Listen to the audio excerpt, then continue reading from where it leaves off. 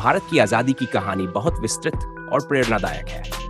महात्मा गांधी ने अहिंसा और सत्याग्रह के सिद्धांतों के माध्यम से स्वतंत्रता संग्राम का नेतृत्व किया।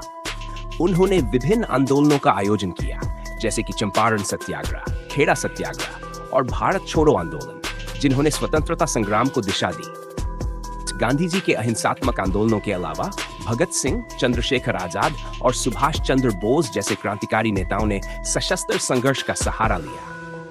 भगत सिंह और उनके साथियों ने ब्रिटिश अधिकारियों के खिलाफ बम विस्फोट और अन्य गतिविधियां की, जबकि सुभाष चंद्र बोस ने का गठन किया और भारत को सैन्य तरीके से आजाद कराने का प्रयास किया। भारत के विभाजन का दर्द।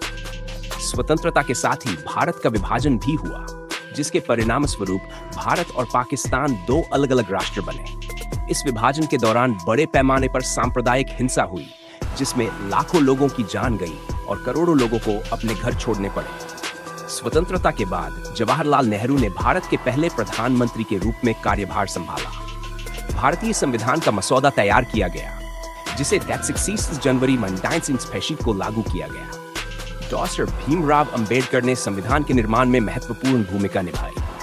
ये संविधान भारत को एक लोकतांत्रिक गणराज्य बनाने के लिए बनाया गया था, जिसमें सभी नागरिकों को समान अधिकार मिले। भारतीय स्वतंत्रता संग्राम में महिलाओं की महत्वपूर्ण भूमिका रही है। सरोजिनी नायडू, अरुणा आसफ अली, कमला नेहरू, लक्ष्मी सहगल जैसी कई महिलाओं ने संघर्ष में हिस्सा लिया और नेतृत्व किया। भारत को आजादी 10 अगस्त 1947 को मिली थी।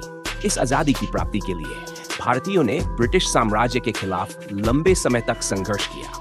वर्ल्ड्स 57 के प्रथम स्वतंत्रता संग्राम के बाद भारतीयों में ब्रिटिश शासन के खिलाफ असंतोष बढ़ता गया।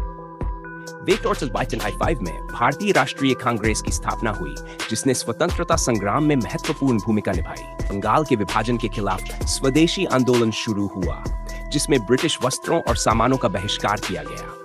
1930s में महात्मा गांधी ने दांडी मार्च करके नमक कानून के खिलाफ सविनय अवज्ञा आंदोलन की शुरुआत की। इस आंदोलन ने पूरे देश में ब्रिटिश कानूनों के खिलाफ विरोध को और बढ़ावा दिया। द्वितीय विश्व युद्ध के दौरान वाइनसॉर्ची डी में महात्मा गांधी ने भारत छोड़ो आंदोलन की शुरुआत की। इसमें गांधी जी ने ब्रिटिश सरकार से तत्काल भारत छोड़ने की मांग की। इस आंदोलन ने पूरे देश में स्वतंत्रता की मांग को चरम पर पहुंचा दिया।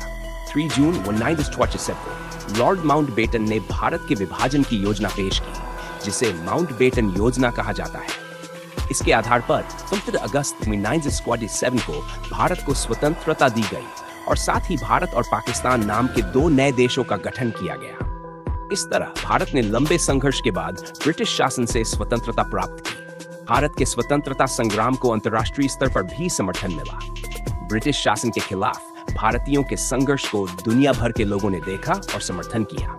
खासकर द्वितीय विश्व युद्ध के बाद ब्रिटिश साम्राज्य की कमजोरी और अंतर्राष्ट्रीय दबाव ने ब्रिटेन को भारत को स्वतंत्र करने के लिए मजबूर किया। भारत की आजादी सिर्फ राजनीतिक स्वतंत्रता नहीं थी, बल्कि यह एक सामाजिक, सांस्कृतिक और आर्थिक स्वतंत्रता की भी प्रक्रिया थी। स्वतंत्रता के बाद भारत ने तेजी से विकास की राह पर कदम बढ़ाए और आज यह दुनिया के सबसे बड़े लोकतांत्रिक देशों में से एक है।